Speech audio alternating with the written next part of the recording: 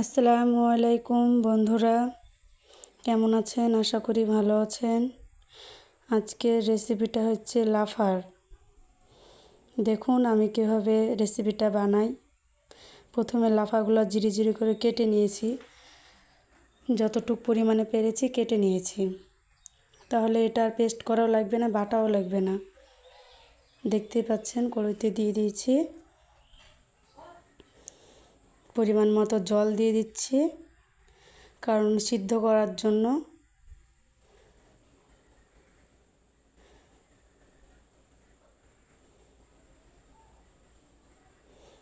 পরিমাণ মতন জল দিয়ে এটাকে নেড়ে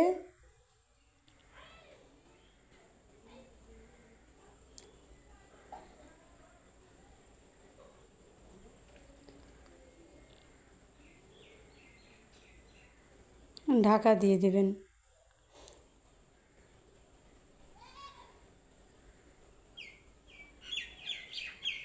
3 মিনিট পর আমি আবার আসলাম।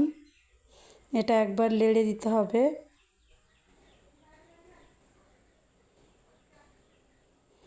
হাই লো ফ্লেমে দিয়ে এটাকে জাল করে নেবেন।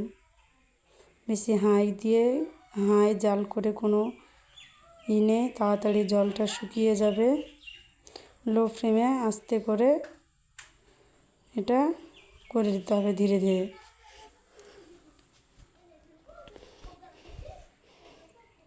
আবার আমি এটা ঢাকা দিয়ে দিচ্ছি। দেখুন 5 মিনিট বাদ দিয়ে আবার আমি আসলাম। অনেকটাই দেখো জলটা শুকিয়ে গেছে, দেখেন অনেকটাই নরমও হয়ে গেছে অনেকটা। তাহলে নরম হওয়ার কারণে মানে এটা বাটাও লাগবে না বা পেস্ট করাও লাগবে না মিক্সিতে।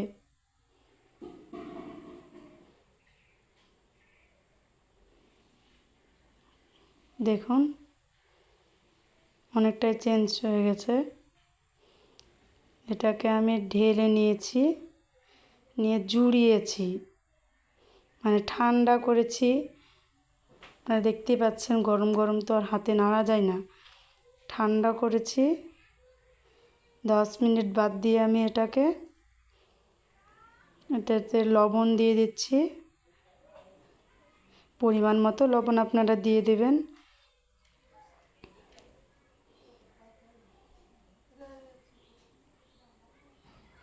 হলুদ গুঁড়ো,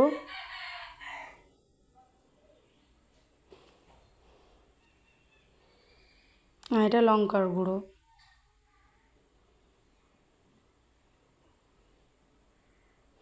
আর এটা কাঁচা সহজ। অ্যাকচুয়ালি আপনারা বলতে পারেন কাঁচা মশলা।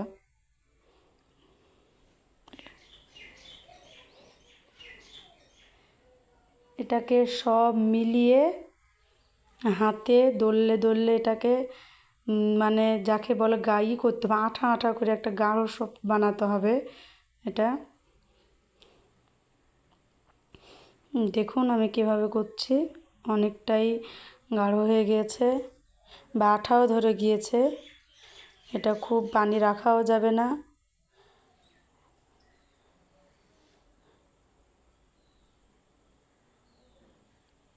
এবার আমি বেসনের ময়দা দিয়ে দিচ্ছি। পরিমাণ মতো এখানে দিবেন আপনারা।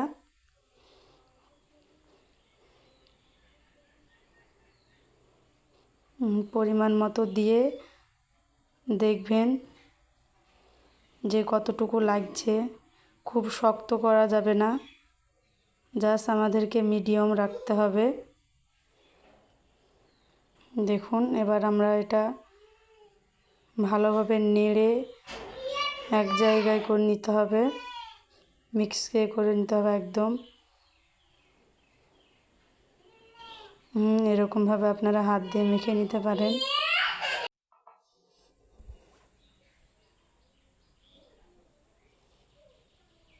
অনেকটাই নরম আছে দেখতে পাচ্ছেন।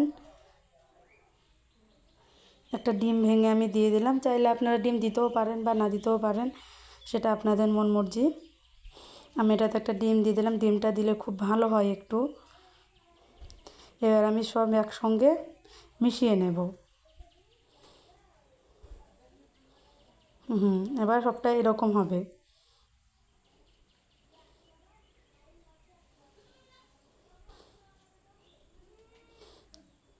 এবার আমি কড়াই দিয়ে দিয়েছি। কড়াইতে এবার আমি তেল দিব, ভালো তেল, সর্ষের তেল, কারণ সর্ষের তেলের স্বাদটা বেশি হয়, তাই আমি সর্ষের তেল দিয়ে দিলাম। দিয়ে ভালো করে কড়াটা একটু জাল করে নিলাম। জাল করলে সে কারণে কড়াইতে লাগবে না, যে আমি বড়াগুলো তুলবো সে বড়াগুলো লাগবে না, তেল থেকে ছেড়িয়ে দেবে।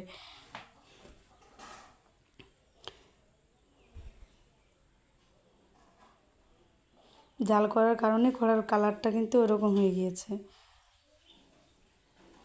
দেখতেই পাচ্ছেন।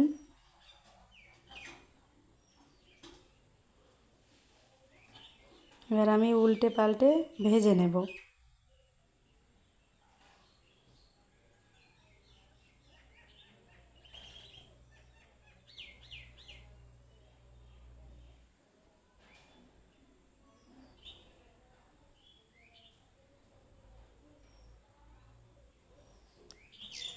খুব সুন্দর একটা রেসিপি, বাড়িতে আপনারা ট্রাই করে দেখবেন, খেতেও খুব সুন্দর। দেখছেন কালারগুলো খুব চেঞ্জ হয়ে গেছে, দেখতেও ভালো লাগছে। ডিমকেও হার মানবে, গোচকেও হার মানবে।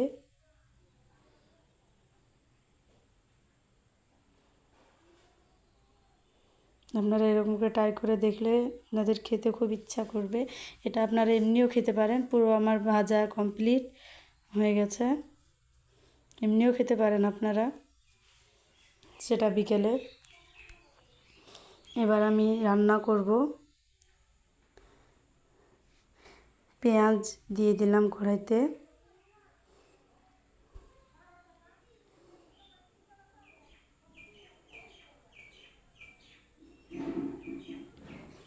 এবার আমি তেল দিয়ে দিলাম, সর্ষের তেল রান্না করার জন্য।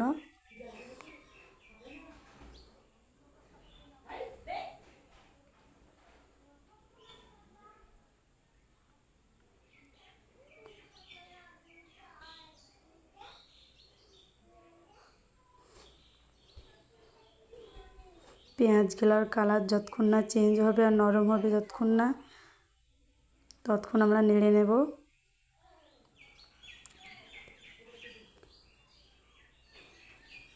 দেখুন চেঞ্জ হয়ে গেছে কালার, নরমও হয়ে গিয়েছে। এবার আমি একসঙ্গে পেস্ট করা আদা, রসুন, জিরে একসঙ্গে পেস্ট করেছি, ওটা আমি দিয়ে দিলাম।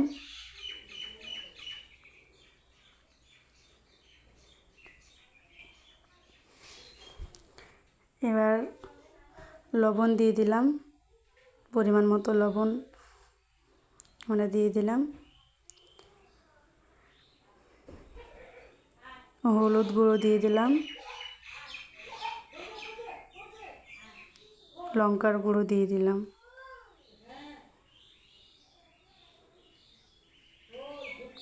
সহজ গুঁড়ো দিয়ে দিলাম।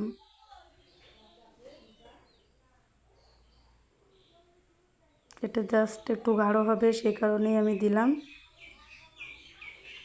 এবার একসঙ্গে নেড়ে এটাকে যতক্ষণ না তেল ছাড়বে ততক্ষণ আপনাকে নেড়ে নিতে হবে।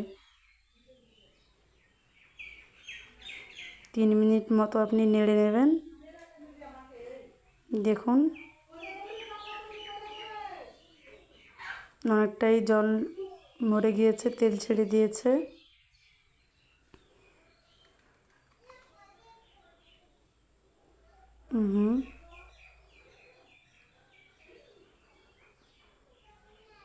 এটাকে ভালো করে নেড়ে কষে নিতে হবে মশলাটাকে, নাহলে মশলার যে একটা কাঁচা গন্ধ আসে সেই গন্ধটা আর আসবে না। ভালোভাবে মশলাটা কষানো হয়ে গেলে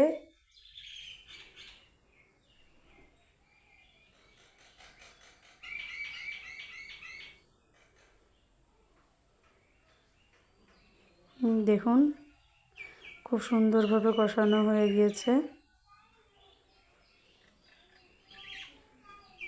খুব সুন্দরভাবে কষানো হয়ে গিয়েছে।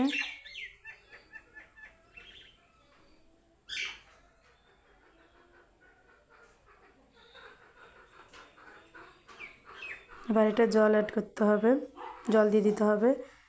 আপনার পরিমাণ মতো জল দিয়ে দিবেন এতে।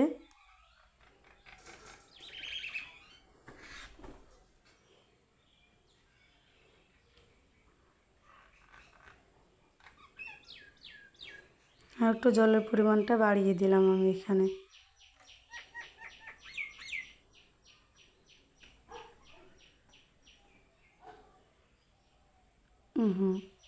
বাড়িয়ে দিলাম।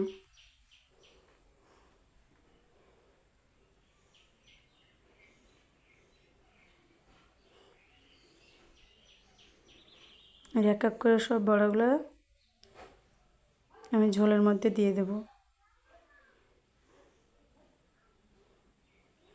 রেসিপিটা খুব সুন্দর রেসিপি, আপনারা করে দেখবেন। আর অবশ্যই ভালো লাগলে লাইক কমেন্ট শেয়ার করতে ভুলবেন না। আপনাদের একটা কমেন্টের জন্যই বা বুঝতে পারবো যে আমার রেসিপিটা কেমন হয়েছে।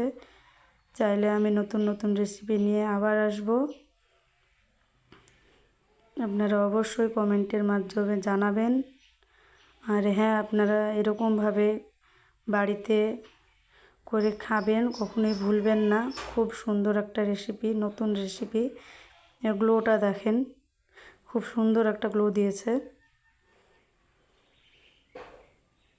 ভালো লাগবে।